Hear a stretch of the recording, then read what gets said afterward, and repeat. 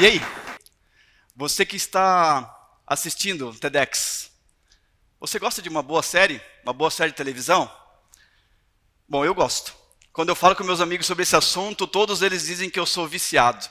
E realmente eu sou viciado desde pequeno. Eu lembro lá nos anos 80 que eu curtia muito esperar a Profissão Perigo.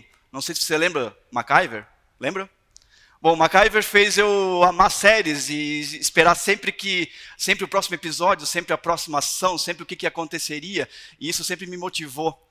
E talvez vocês também se motivam, muitos de vocês gostam de séries. E quem nunca, chegou naquela sexta-feira e chegou e disse, puxa, eu vou emendar, eu vou seguir com a minha série, a minha série favorita, eu vou assistir ela inteira, vou curtir um monte, vou curtir a temporada toda até final de semana. O Netflix vai ver se eu estou morto até, porque ele vai perguntar, estás vivo ou tu não está? Bom, talvez numa quinta-feira o teu amigo te convidou para comer pizza e você chegou e disse, não, hoje não estou muito afim, sabe, estou um pouco doente, um pouco cansado. Na verdade, o que estava rolando era aquele próximo episódio da tua série favorita e você queria curtir muito ele e que nenhuma pizza iria comprar. Mas sabe que tem uma coisa muito massa, eu que realmente sou o tal do amante de séries, se tem uma coisa legal, é você encontrar uma pessoa apaixonada pela mesma série que você. Você está andando no meio da rua e de repente você encontra aquela pessoa falando a palavra fringe. Ele disse, peraí, desculpa te interromper, mas estava falando o quê mesmo sobre fringe? Quando a gente vê a série favorita e a gente encontra aquela pessoa, a gente curte demais, a gente se empolga. E é isso que faz a gente se motivar, e é isso que faz esse mundo da série ser sensacional. Bom, é tão sensacional e a gente se pergunta, por que eu gosto, né? Por que a gente gosta tanto de séries? Porque a maioria de vocês que está nos assistindo gosta de séries. Eu penso que um dos motivos maiores desse prazer que a gente tem em assistir é justamente a nossa ansiedade. É o cliffhanger. É aquele momento em que a gente fica pensando claramente o que está acontecendo, o que vai acontecer daqui para frente. É aquele momento que o Netflix criou uma maneira sobrenatural para a gente, que é o próximo episódio. Eu não suporto ver aquele botãozinho sem clicar, à beira do precipício. Eu estou esperando o que vai acontecer. E mexe com a nossa ansiedade, mexe com aquilo que é mais primitivo do ser humano, do sentido de saber o que vai acontecer. Eu acho que as séries mexem com isso na nossa mente, mexem com esse pensamento. Bom, e aí quando a gente pensa sobre isso, muitas vezes aquele próximo episódio nem é tanto assim, a expectativa nem é tanto daquela forma, mas mesmo assim ela mexe com a gente. Por outras vezes, sim, mexe. Isso tem um pouco a ver com a nossa realidade, a realidade das séries tem muito a ver com nós, e você vai ver ao longo dessa minha palestra que a gente na verdade tem essa relação com o mundo das artes, com o mundo e as séries falam muito sobre nós, e a ansiedade fala pesado com a gente. Fala quando a gente quer esperar o que vai acontecer daqui para frente, o que vai ser do meu futuro. E aí muitas vezes as expectativas são tão diferentes da realidade, não é mesmo? Bom, a gente pode pensar que não só de cliffhangers vive uma série. Ela vive de um outro personagem muito importante. E ele se chama o vilão. Bom, o vilão, esse sim é aquele que nos faz amar e que nos faz odiar. Eu odeio vilões, eu já amei vilões, eu já mudei de opinião, eu já pensei que vilões eram o personagem principal e de repente eles não eram, então tudo muda nas séries. E nas nossas vidas é meio que assim também, a gente muitas vezes tem aquele vilão que é nosso príncipe encantado, talvez a nossa rainha, outras vezes a gente mesmo, o próprio personagem principal é o vilão e a gente não se conforma. E na nossa vida é do mesmo jeito, muitas vezes a gente pode ser o nosso próprio vilão. Não tem aquelas vezes que tu está assistindo a série e tu tá com o teu personagem preferido, o teu protagonista, indo para um abismo e tu diz, para, freia, desacelera, amigo, não faz assim. E a gente diz, por favor, a gente conversa. Você nunca conversou com o teu personagem preferido na série? Ah, o viciado em série conversa. Bom, e aí a gente conversa com ele e diz, para com tudo. E a gente, na verdade, é assim. Muitas vezes a gente se sabota nós mesmos, a gente busca a nossa própria autossabotagem, a gente escuta as vozes que dizem desacelera, para, e a gente não para, e a gente vai rumo aos nossos abismos, aos nossos problemas. Vilões. Agora sim, quando eu junto vilão com cliffhangers, com abismos, e eles têm um poder para fazer isso, aí surge um outro nome da série que a gente costuma falar, que são os plot twists. Bom, ter um plot twist, ele é algo que nos quebra. O plot twist vem para a gente revirar toda a série. Para fazer uma analogia, você já viu um ciclone bomba?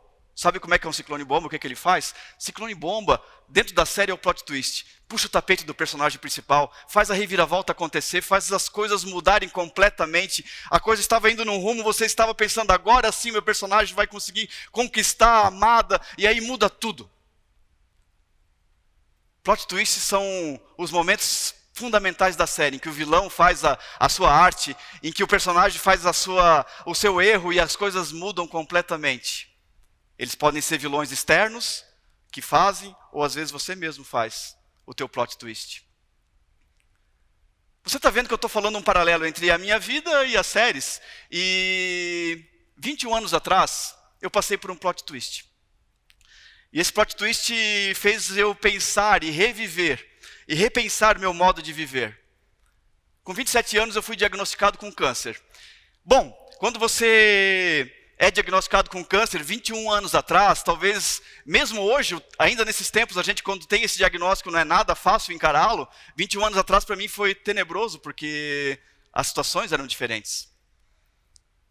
E aquele plot twist veio de uma forma totalmente, um ciclone bomba na minha vida. Eu era recém-casado, nós estávamos naquele sonho de casal novo, tentando conquistar nossas vidas, buscando as oportunidades que talvez até então a vida não tinha nos oferecido, e a gente correr atrás daquele mundo de oportunidades, e de repente eu tive que parar.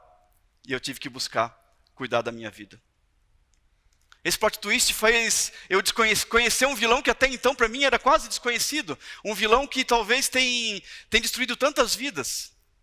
Esse vilão, que é o câncer, ele talvez tenha levado à morte muito mais pessoas, com certeza, do que o Demogorgon do Stranger Things. E ele tem levado centenas e milhares de vidas ao redor de todo o mundo. Hoje, só para você ter uma ideia, são 18 milhões de pessoas em 2020 com a possibilidade de ter que encarar um câncer. Dessas 18 milhões, 10 milhões de pessoas vão encontrar o final da sua série, a série ser cancelada. A sua série vai encontrar o último episódio, a morte. 10 milhões de pessoas. Só no Brasil são 625 mil estimados para 2020. E se você pensar, desses 625 mil, talvez 500 mil pessoas vão perder suas vidas por causa do câncer. Olha só a loucura. Se você que está me assistindo e você que está ouvindo hoje eu falar agora sobre esse plot twist dessa própria palestra, você pode entender de que de cada 8 pessoas que estão me assistindo, 8 homens que estão me assistindo, um pode estar com a possibilidade de ter câncer nesse ano.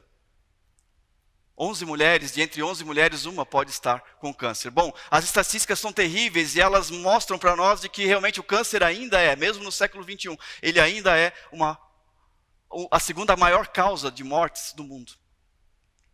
Mas eu não quero só ficar nas estatísticas ruins e nas alarmistas, eu quero falar para você que se você levar a sério agora algo que eu tenho para te falar, 40% das pessoas que poderiam ter os seus diagnósticos de câncer, elas podem não ter essa notícia ruim. E essa notícia ruim é baseada através de uma palavra muito simples e que talvez seja difícil para a gente tomar ação, que é a prevenção. E eu digo para vocês que prevenção ela envolve todo o nosso contexto de vida, seja mental, seja físico, seja espiritual. Eu preciso buscar as prevenções para poder realmente eliminar 40%, 30% das pessoas que estão indo para a mesma estrada, numa velocidade terrível e encontrando o diagnóstico do câncer. E eu queria deixar essa mensagem para vocês, para que você hoje pudesse desacelerar, para que você pudesse, quem sabe, parar um pouco o seu ritmo, e você pudesse dizer, o que eu preciso fazer para cuidar da minha vida, e para não ter que viver o mesmo diagnóstico que eu tive que viver. Eu queria te falar que você pode sim, através de hábitos alimentares saudáveis, através de atividades físicas regulares e através de hábitos mentais, em buscar realmente a inteligência emocional, buscar a saúde emocional e a saúde mental, você pode sim encontrar saúde e você pode fugir sim de uma situação terrível como essa.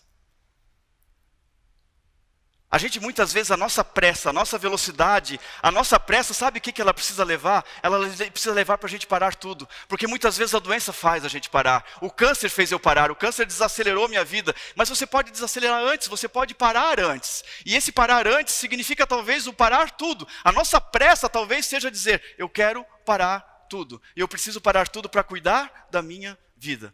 Leva a sério isso. Busca... antes de qualquer doença parar a sua vida, buscar realmente com que as coisas aconteçam. Não é fácil a gente se recuperar depois de um câncer. O tratamento é terrível, as coisas são horríveis. E a gente precisa vencer isso tudo. E eu tive que vencer e tive que lutar para poder lutar contra todas as sequelas. E aí eu sou grato a todos os fisioterapeutas, todos os médicos, todos os nutricionistas, todas as pessoas que ao longo de 21 anos me ajudaram a me recuperar.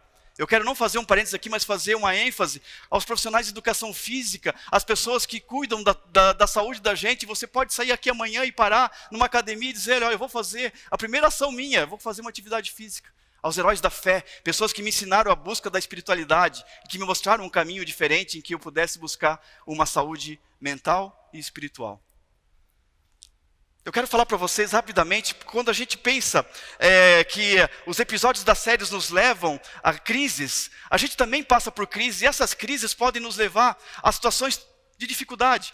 E eu queria dizer uma coisa para vocês, passa, vai passar, é temporário, leva a sério isso. A gente precisa muitas vezes nesses momentos, apenas um clichê, um abraço e pronto. A outra coisa importante que a gente precisa entender nos episódios de crise, nos episódios da série, é que a gente se fortalece. A gente encontra fortalecimento. Quem viu Arya Stark em Game of Thrones, e desculpa quem vai reclamar, vai falar spoiler de Game of Thrones, eu acho que quem é viciado em série, com certeza já assistiu e não vai ficar bravo com spoilers. Quem assistiu a Arya Stark em Game of Thrones viu ela perder o seu pai da primeira temporada. E aí ela segue uma trajetória, um rumo, um caminho totalmente diferente, totalmente inusitado. Primeiro de vingança, de raiva, e depois ela começa a buscar sabedoria, buscar conhecimento, e ela começa a viver uma nova oportunidade. Arya Stark se cresce, fortalece, busca suas raízes, e a gente aprofunda raízes quando o vento forte, quando os plot twists vêm, quando os ciclones surgem nas nossas vidas. E quando a gente busca as raízes e a gente aprofunda raízes, a gente cresce. E quando a gente cresce, os problemas não são mais tão grandes quanto a gente imaginava. A gente consegue ficar maior do que os problemas. E aí, quando é bom, a gente vê nas nossas séries o nosso personagem preferido crescendo. Arya Stark começa a crescer durante a série. Arya Stark começa a ser aquela pessoa que tu pensa, é essa que eu quero. E assim, tantos personagens das nossas séries favoritas nos fazem pensar, que legal, está crescendo, é isso que eu gosto. É isso que faz as séries ser sensacionais. E aí quando a Arya Stark está lá no momento dela de crescimento e de fortalecimento, e assim que é a tua vida e a minha vida também, e que a gente passa a entender de que nossas séries são episódios de vida um atrás do outro, quando a gente começa a viver dessa forma, a gente encontra algo muito fundamental, que é o nosso propósito. Por que eu existo? Por que eu estou aqui? Por que eu estou vivendo esse momento? A Arya Stark tem a sua trajetória. Ela chega em Game of Thrones, naquele momento em que a gente via que o Westeros, que ia ser destruído, não era mais pela briga dos reis, ou dos reis dos 7 reinos, mas é porque existia um rei da noite, um senhor do gelo que queria destruir todo o Westeros, todo aquele reino. E a gente nunca imaginava que a Arya Stark, ela iria ser a protagonista naquele momento, cumprindo o seu propósito. Eu não sei você aí que está me assistindo, se você se acha uma Arya Stark pequena, talvez, indefesa, insegura, com uma espada pequenininha, com algo que você não consiga vencer, mas eu queria te dizer que você pode ser protagonista da sua história sim. E quando você é protagonista e que você impacta com o teu propósito, o propósito das outras, quando você cria nas pessoas o senso de propósito, eu só posso dizer uma coisa para você. Você traz felicidade para todo o seu meio, para todo lugar que você vive. E quando você cumpre o seu propósito, é isso que acontece.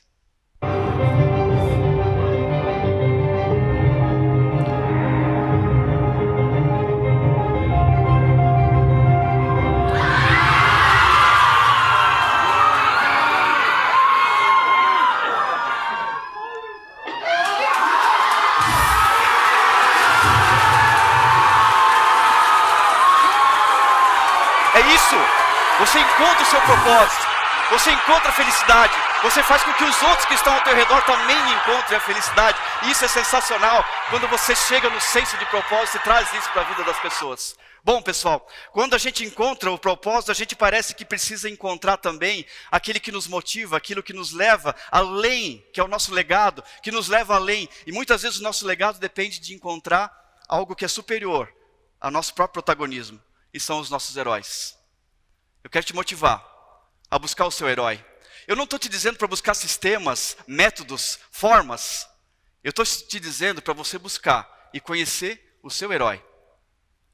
Quando você buscar o seu herói, você vai encontrar o seu legado e você vai encontrar o impacto que você pode ter na tua vida e na vida dos outros. Conhecer olho no olho, conhecer mesmo. E quanto mais a gente conhece, mais a gente confia. E quando eu falo de confiança, quando eu estava terminando o meu tratamento, eu e a minha esposa, a gente se olhou e disse, a gente precisa encontrar esse legado, a gente precisa continuar a nossa trajetória. E fazia tanta falta, daqui a pouco, do nada, a gente sentiu falta de formar uma família de verdade com um filho, com uma filha. E a gente pensou, a gente está sozinho, a gente precisa disso. E quando a gente entendeu, a gente pensou que era hora da gente buscar. E eu não podia ter filhos por conta do tratamento. A sequela que tinha tido era séria e a espermatogênese havia sido queimada por causa de radioterapia e por aí vai. E a gente ficou durante anos buscando esse tratamento, buscando recorrer ao herói, buscando essa confiança que a gente tinha no nosso herói. A gente buscou amigos que também oravam por nós e pediam para que isso mudasse. E de repente as coisas começaram a mudar de verdade. E um pouquinho de espermatozoides começou a surgir, e a possibilidade de ter um filho começou a surgir. E a gente começou a acreditar naquilo. E aí, pouco tempo depois, 3 anos depois, a minha esposa já estava no médico e ela conversando com a médica disse para ela, olha, está começando a ter uma esperança, mas é muito pouco, e quem sabe você não faz uma inseminação artificial. E a Dani, ela disse que ela falou isso para a médica, ela disse, olha, o Xande foi um milagre. Ele podia ter morrido porque nesse tempo de agora venceu um câncer. Mas eu acho que o câncer não é o único milagre, ele é muito maior do que isso. E é só o começo essa vitória dele. Então, a nossa filha vai ser também um milagre. 4 anos depois de eu ter recebido o diagnóstico de um câncer, eu recebi um outro resultado de um laboratório. Não era mais uma notícia ruim, era uma notícia maravilhosa. Eu tinha a minha filha, Ana Clara, pronta para vir. 16 anos depois a gente está junto. 16 anos depois a gente vê que os pequenos milagres da vida são o que nos mudam e que nos modificam. Os pequenos milagres da vida são impressionantes para nós. E quem a gente pode ver quando a gente pensa, eu preciso de um plot twist para fazer sentido na minha vida. Eu só quero te dizer que eu aprendi uma coisa muito importante. São os pequenos milagres da vida que nos fazem a diferença. Não sou um privilegiado por ter passado por um plot twist. Na verdade, eu me sinto privilegiado porque eu aprendi uma lição. A viver os milagres da vida, independente de ser doença ou ser saúde, independente da dor, independente da alegria ou do prazer, independente de qualquer coisa. O mais importante é você viver claramente os milagres da vida todos os dias. E quando a gente vive os milagres da vida todos os dias, a gente começa a entender de que sim, é muito mais importante eu encontrar o meu equilíbrio espiritual, o meu equilíbrio mental e o meu equilíbrio físico. E eu encorajo você a buscar isso. Busque a força no seu corpo, a saúde do seu corpo. Busque a tua mente estar saudável e feliz. E busque a fé. Muito obrigado.